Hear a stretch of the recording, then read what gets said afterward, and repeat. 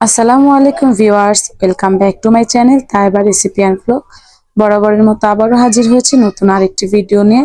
আর আজকের ভিডিওটা শুরু করছি রান্নাঘর থেকে। রান্না করছি আর আমার মেয়ে আমার সাথে এদিক ওদিক ছুটোছুটি করছে। ঠিক এরকমই করে প্রতিদিন, আমি রান্না করলে আমার পিছু পিছু গিয়ে সে রান্না করবে। আর এটা হচ্ছে বিকেলের দৃশ্য। ওদের পড়াচ্ছি, আমি শুধু টাইমটা বলি। ওদের পড়ানো শুরু করি 3টা থেকে শুরু হয় পড়ানো, আর এই পড়ানো শেষ হয়ে গিয়ে সন্ধ্যায়। এখন সন্ধ্যা 6টা, 6:30 বাজে। মানে বাহিরে অন্ধকার হয়ে এসেছে আর এই মাত্র ছুটি দিলাম। ঘরের অবস্থা অনেক খারাপ, বাহিরে অন্ধকার হয়ে আসছে। এই মাত্র সব শিক্ষার্থীরা চলে গিয়েছে, এখন ঘরের অবস্থা অনেক খারাপ। ঘর এলোমেলো হয়ে আছে, অগোছানো হয়ে আছে। রুমগুলো এখন সুন্দরভাবে গুছিয়ে নিব। আর এই গুছানো গুলোই আপনাদের সাথে ভিডিওতে শেয়ার করব, কাজ করব। আর ভিডিও করতে করতে আমার কাজগুলো করা হয়ে যাবে, না হলে অলসতা জাগে। আর অলসতা জাগবেই না কেন, সেই সকাল 7টা থেকে আমার দিন শুরু হয় এবং রাত 9টা পর্যন্ত কিছু না কিছু করতেই হয়। আর সকাল টাইমে তো অবশ্যই আমার স্কুল টাইম থাকে, এরপর 2টার পরে আমার দেখা যায় নিজের টিউশন থাকে, এরপর সংসারের কাজ তো আছে, তার ভিতরেই আবার রান্না বাড়া, মেয়েকে দেখাশোনা, খাওয়ানো, সবকিছুই করতে।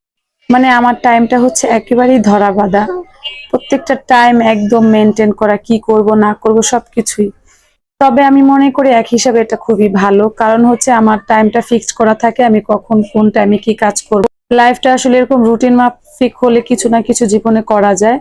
তো আমি ভাবলাম যে কাজ করি আর ভিডিওটাও চালু রাখি, তাহলে আমার কাজ করতে অলসামি হবে না। না হলে খুবই মানে বোরিং লাগে কাজগুলো করতে, তারপরে সংসারের কাজ করতেই হবে। যথেষ্ট চেষ্টা করি বাড়িঘর পরিষ্কার পরিচ্ছন্ন রাখার, কিন্তু আমার ছোট মেয়ে, সে তো আর আমার এই কষ্ট বোঝে না। সে তার মতো করেই সবকিছু আবার ময়লা করে, আবার সেই রাতে সবকিছু গুছিয়ে এরপর ঘুমাবো। আর রাতে যদি ঘরের কাজগুলো করে ফেলি, তাহলে মনে হয় যে না, সারাদিনের কাজ একেবারেই শেষ।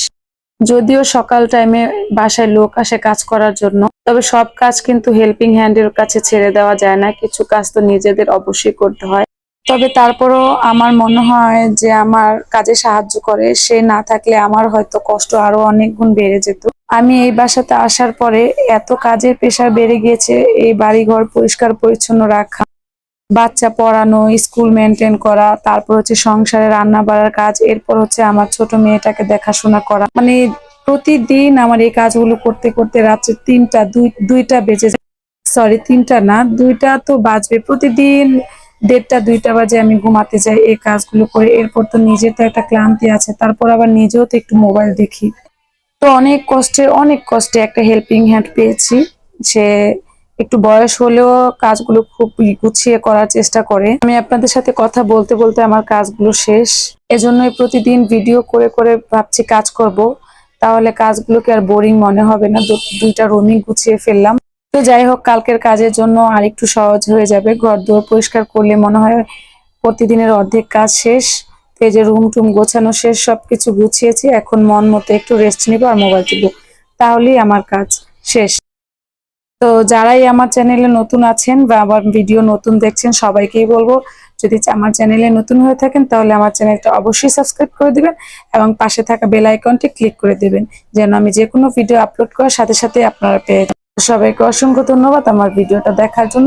তো যারাই ভিডিওটা না টেনে দেখেছেন, সবাইকে অসংখ্য ধন্যবাদ। সবাই ভালো থাকুন। আসসালামু আলাইকুম।